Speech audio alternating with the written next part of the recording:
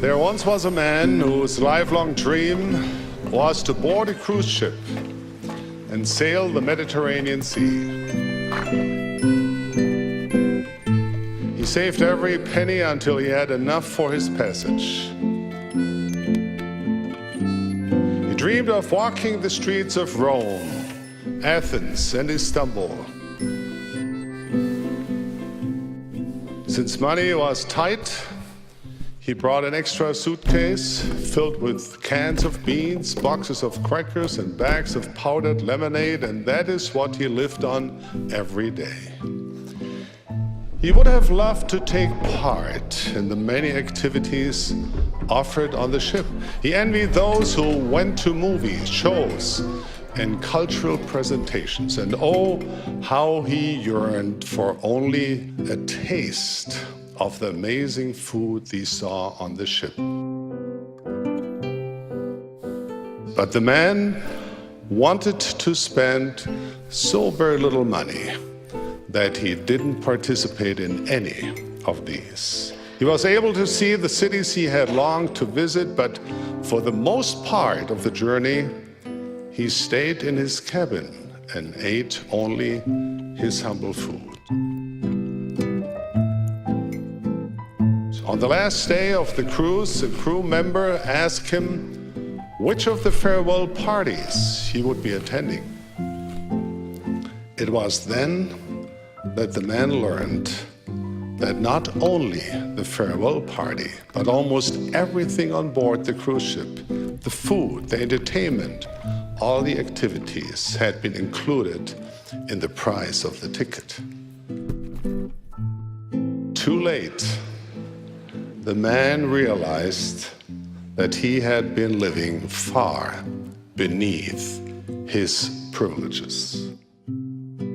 We live beneath our privileges when we fail to partake of the feast of happiness, peace, and joy that God grants so bountifully.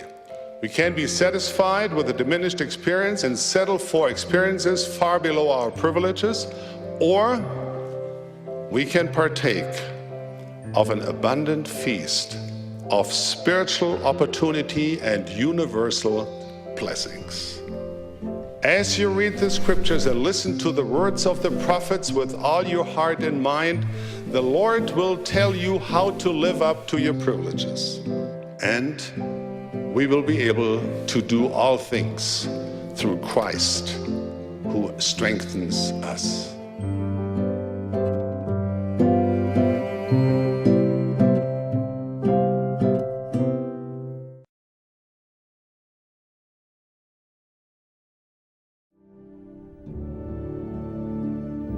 We sang together, we prayed together, we listened quietly while Mother read Bible and Book of Mormon stories.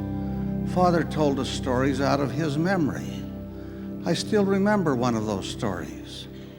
I found it recently while going through a book he had published some years ago. Listen to it.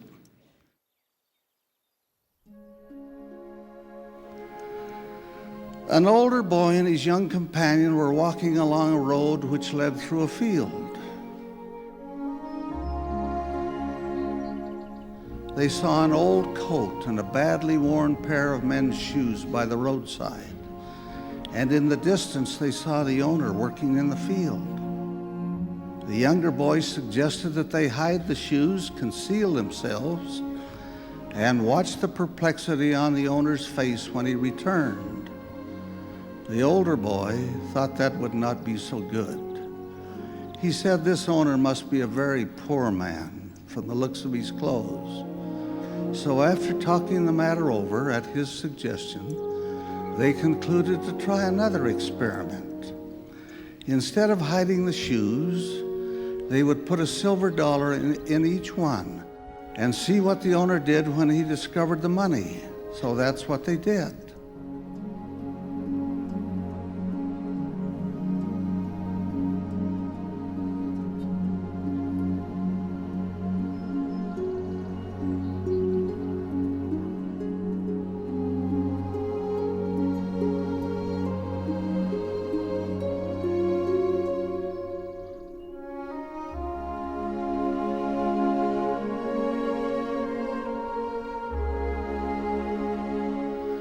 Pretty soon the man returned from the field,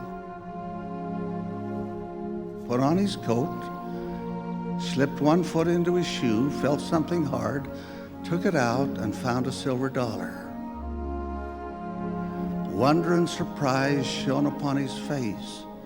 He looked at the dollar again and again, turned around and could see nobody, then proceeded to put on the other shoe.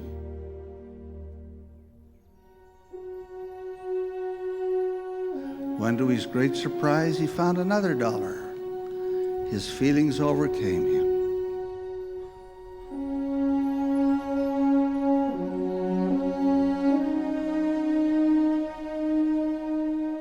He knelt down and offered aloud a prayer of thanksgiving, in which he spoke of his wife being sick and helpless, and his children without bread. He fervently thanked the Lord for this bounty from unknown hands, and evoked the blessings of heaven upon those who had given him this needed help.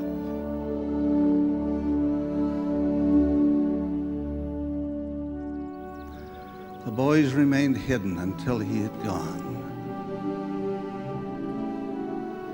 They'd been touched by his prayer and felt something warm within their hearts. As they left to walk down the road, one said to the other, "Now really, don't you have a good feeling?"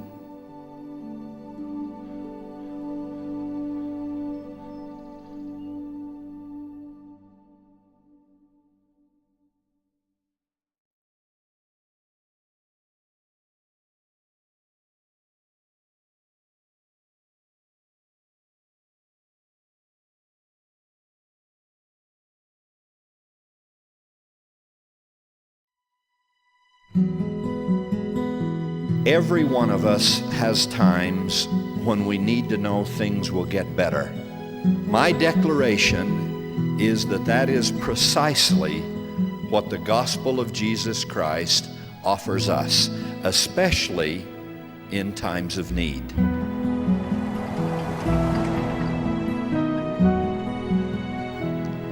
"30 years ago, last month, a little family set out to cross the United States, every earthly possession they own packed into the smallest trailer available.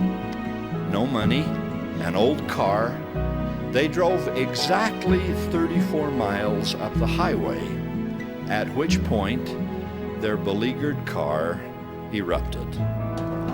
The young father surveyed the steam, matched it with his own,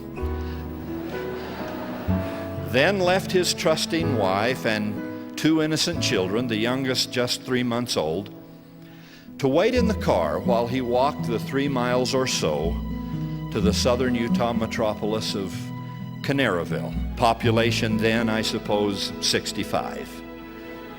Some water was secured at the edge of town, and a very kind citizen offered a drive back to the stranded family.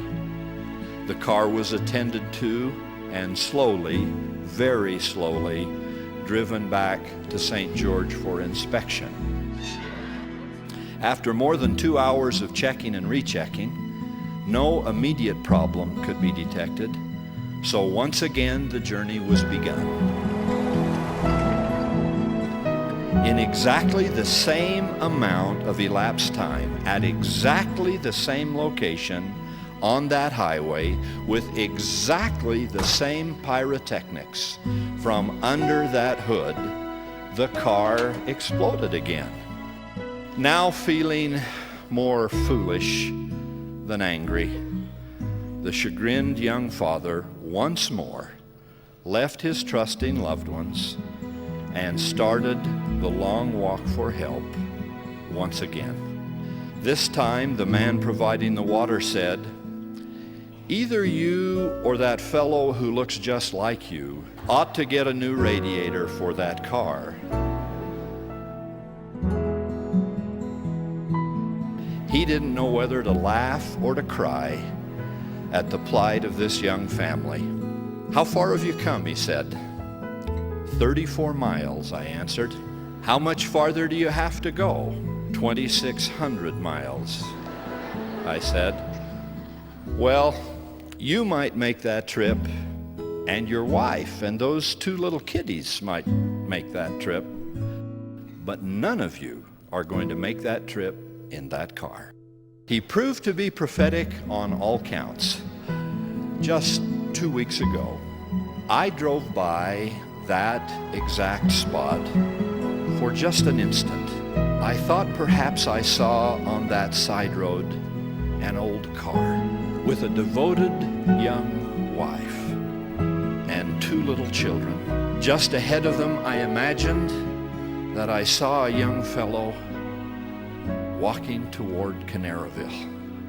The weight of a young father's fear evident in his pace. In that imaginary instant, I couldn't help calling out to him, "Don't you quit. You keep walking. You keep trying. There is help and happiness ahead. Some blessings come soon. Some come late. And some don't come till heaven. But for those who embrace the gospel of Jesus Christ, they come. It will be all right in the end. Trust God and believe in good things to come."